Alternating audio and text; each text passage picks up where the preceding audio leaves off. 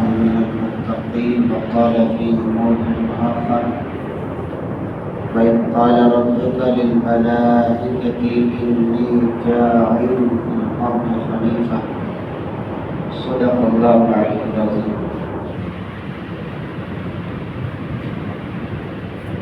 وصدق رسوله النبي الكريم ونحن على ذلك من الشاهدين والشاكرين والحمد لله رب العالمين.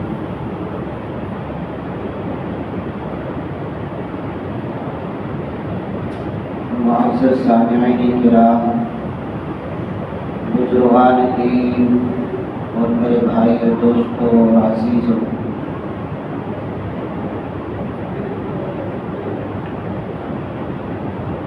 جو ابھی میرے آپ کے سامنے قرآن کریم کی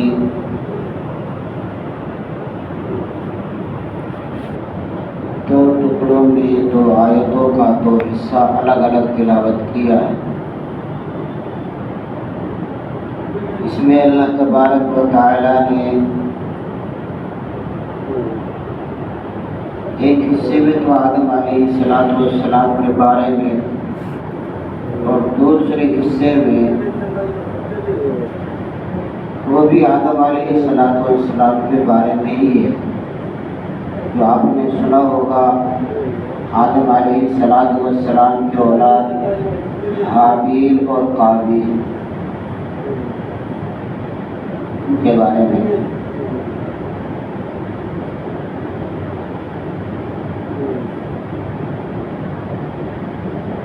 دنیا میں وہ شخص پریشان حال رہتا ہے جو والدین کی نافرمانی کرتا ہے۔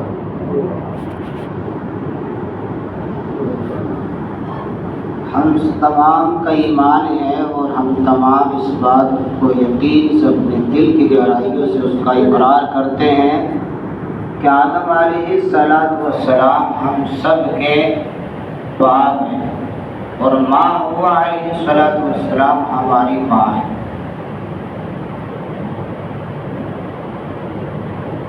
یاد رکھیے گا کہ اللہ تبارک و تعالی نے جب آدم علیہ السلام اور ماں حوا علیہ السلام کو زمین پر اتار دیا، اس سے پہلے جو واقعہ ہے اس کو میں چھوڑتا ہوں، وہ بعد میں بتلاؤں گا۔ تو اللہ کو دنیا بنانی تھی، نسل کو آگے بڑھانا تھا، اور ایک قاعدہ اور ایک اصول اور ایک قانون بنایا کہ آدم علیہ السلام اور ماں حوا علیہ السلام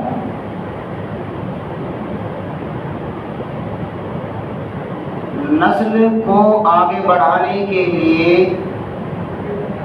اللہ نے یہ قاعدہ اور یہ اصول اور یہ قانون اور یہ طریقہ بتلا دیا کہ آدم، آپ کی بیوی سے ہمہ وقت ایک وقت میں دو بچے پیدا ہوں گے، جن میں ایک لڑکی ہوگی اور ایک لڑکا ہوگا، اور ان کا ایک اصول یہ بھی بنا دیا کہ جس طریقے سے ہماری شریعت کے اندر آدم علیہ السلام کی اس وقت کی شریعت کے علاوہ باقی تمام انبیاء کرام کی شریعتیں اس بات کی شاہد ہے کہ حقیقی بھائی بہن سے نکاح جائز نہیں ہے، لیکن اللہ نے آدم علیہ السلام کی شریعت کے اندر اس چیز کو قرار دیا، لیکن ممتاز کر دیا۔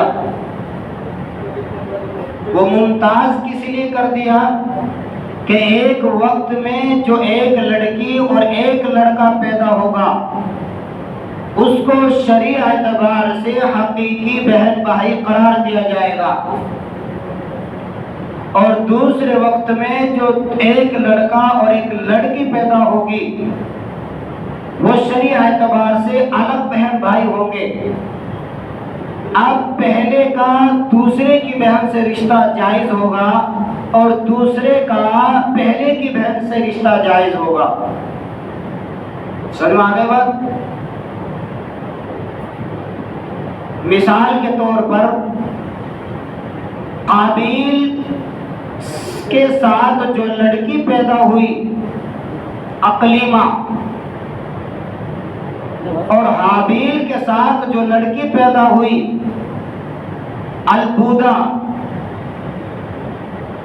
حابیل اور البودہ یہ دونوں حقیقی بھائی بہن ہیں، اور قابیل اور اقلیمہ یہ دونوں حقیقی بہن بھائی ہیں۔ اب شرعی اعتبار سے آدم علیہ السلام نے یہ فیصلہ کیا کہ قابیل کی شادی البودہ سے کر دی جائے اور حابیل کی شادی اقلیمہ سے کر دی جائے، لیکن اقلیمہ حسن و جمال کی وجہ سے خوبصورت تھی۔ اب اس کی وجہ سے قابیل کے اندر بدیات کی پیدا ہو گئی، ذہنیت خراب ہو گئی خوبصورتی کی وجہ سے۔ انہوں نے انکار کر دیا کہ نہیں، میں البودہ سے نکاح نہیں کروں گا، میرے ساتھ جو لڑکی پیدا ہوئی ہے میں اسی سے نکاح کروں گا۔ لیکن آدم علیہ السلام کی شریعت میں یہ جائز نہیں تھا، تو آدم علیہ السلام نے انکار کر دیا کہ آپ اس طریقے سے نکاح نہیں کر سکتے۔ کیوں نہیں کر سکتے؟ اس لیے کہ اللہ تبارک و تعالی نے میری شریعت کے اندر اس چیز کو منع فرمایا ہے، اس لیے آپ کا نکاح اپنی بہن سے نہیں ہو سکتا۔ ہاں، حابیل کی بہن البودہ سے آپ کا نکاح جائز ہے، اور حابیل کا آپ کی بہن اقلیمہ سے نکاح جائز ہے۔ اب آپس میں آپ اس طریقے سے نہیں کر سکتے۔ قابیل نہیں مانا اور باپ کی بات انکار کر دی اور شریعت کی بات کو ٹھکرا دیا، انکار کر دیا۔ اب اس کے بعد آدم علیہ السلام نے ان کو سمجھانے کی کوشش کی لیکن نہیں سمجھے۔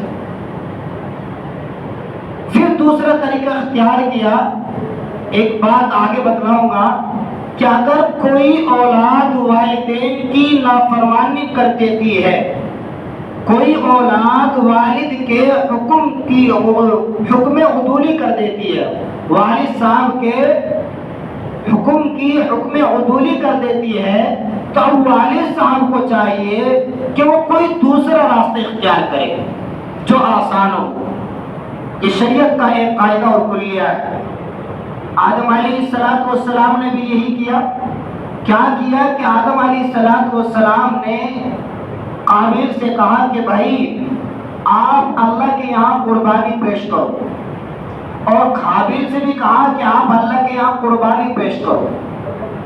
حابیل اس کے پاس دمبا بھیڑ بکریاں تھی، اور قابیل ایک کاشتکار آدمی تھا۔ قابیل نے کچھ گندم رکھا اور حابیل نے ایک موٹا تازہ فربا دمبا اللہ کی قربانی کے لیے تیار کر دیا۔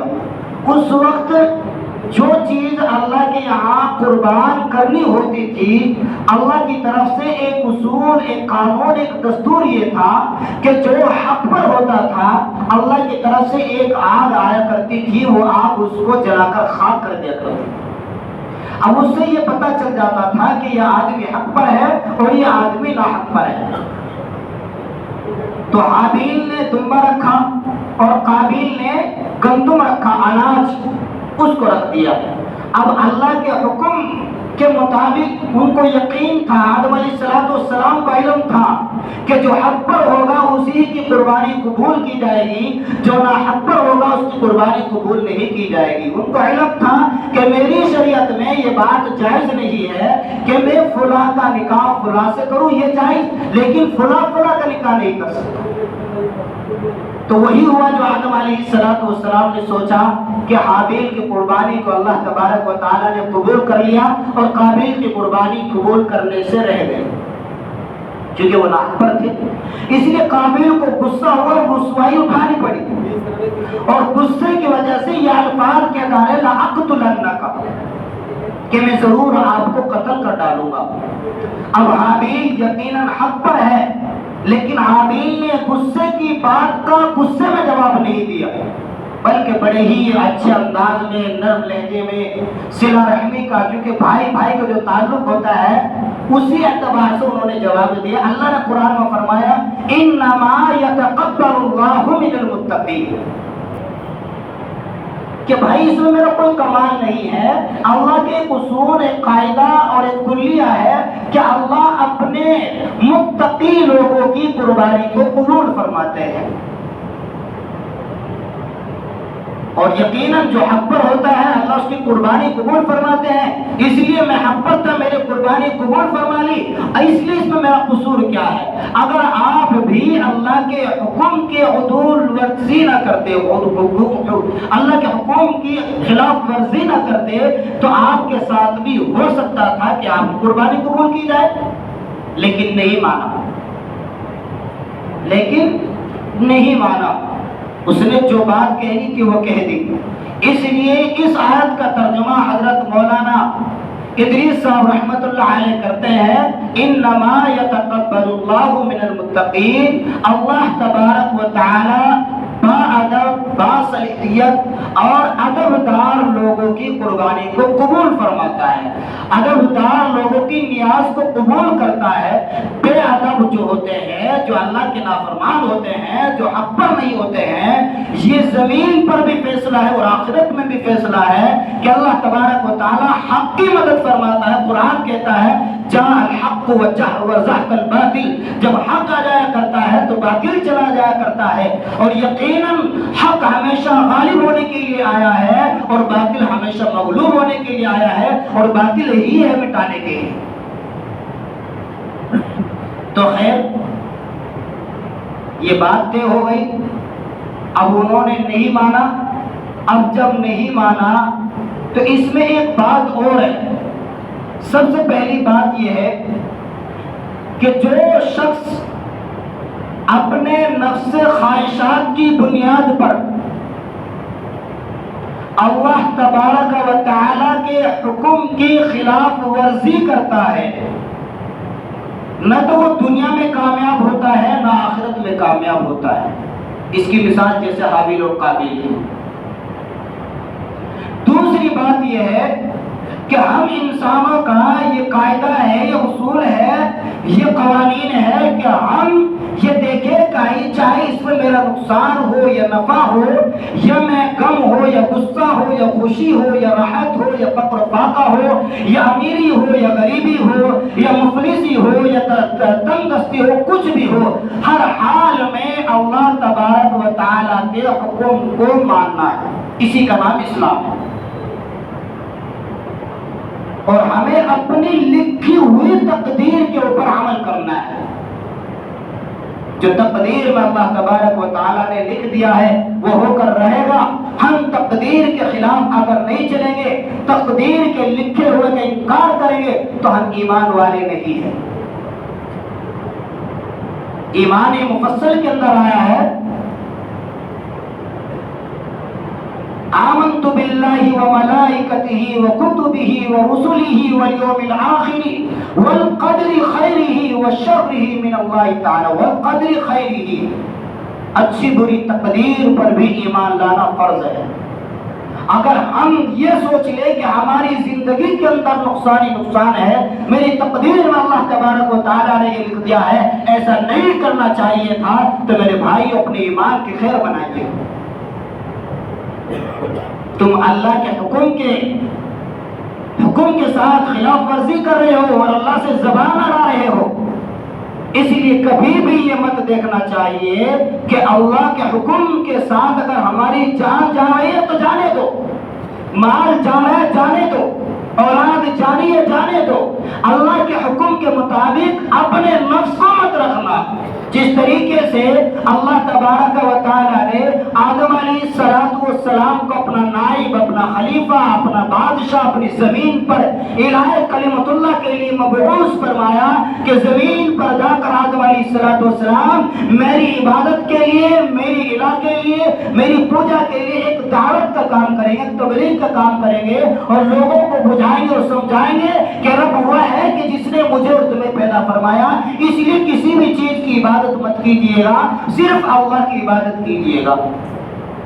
فرشتوں نے بھی اعتراض کیا، اے میرے رب، ہم آپ کی تعریف کے لیے، آپ کی حمد و ثنا کے لیے، آپ کے لیے سجدے سجود میں ہم وقت تیار رہتے ہیں۔ آپ ایسے آدمی کو، آپ ایسے انسان کو بنانا چاہتے ہیں جو زمین پر خوریزی کرے گا، جو زمین پر قتل و غارت گری کرے گا۔ تو اللہ تبارک و تعالیٰ سے جب فرشتوں نے سوال کیا تو اللہ نے جواب دیا، انی اعلم ما لا تعلمون، اے فرشتوں کی جماعت، میں جانتا ہوں جو تم نہیں جانتے، اس لیے تمہارا جو کام ہے کہ جو اللہ نے کہا کہ تم آدم کو سجدہ کرو، اب تمہارا حکم یہ ہے، تمہارا ماننا یہ ہے، تمہاری اطاعت اور فرما برداری کا جذبہ یہ ہے کہ اللہ کے حکم کے خلاف ورزی مت کرو، چاہے جان جائے، مال جائے، اولاد جائے، عزت جائے، آبرو جائے، کچھ بھی جائے، فوراً سرخم تسلیم کر کے سجدہ سجود ہو جاؤ۔ یہ اللہ کے حکم کی بجا آوری۔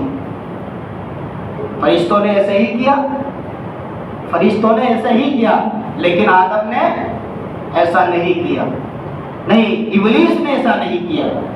ابلیس اللہ کے سامنے دلیل پیش کرنے لگا، اللہ کے سامنے حجت قرار دینے لگا کہ وہ ایک مٹی کا پتلا گلی سڑی مٹی سے بنایا گیا، اتنے دنوں تک اس کو نہیں پڑا رکھا گیا، یہ سوکھ کر کھنکھناتی مٹی بجنے لگی، اس طریقے سے جس طریقے سے کوئی ہنڈی بجنے لگتی ہے، اس کے اندر آپ نے روح پھونک دی، گل گئی، سڑ گئی، کھنکھناتی مٹی بن گئی، آواز کرنے لگی، اس کے بعد آپ نے اس میں روح پھونک دی، مجھ سے اعلیٰ کیسے ہو سکتا ہے؟ اور دلیل اتنی خطرناک دی، انی خلقتہ من نار وخلقتہ من طین، اے میرے رب، میں کیسے سے سجدہ کروں؟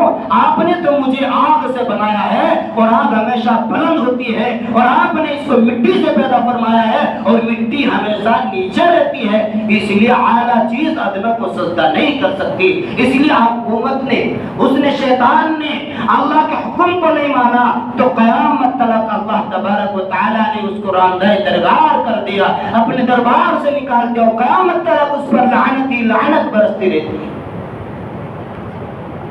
تو اس لیے میرے بھائی، دوستوں، ساتھی، بزرگوں، اللہ کے حکم کی کبھی بھی خلاف ورزی مت کیجیے گا، اللہ کے حکم کی کبھی بھی خلاف ورزی مت کیجیے گا۔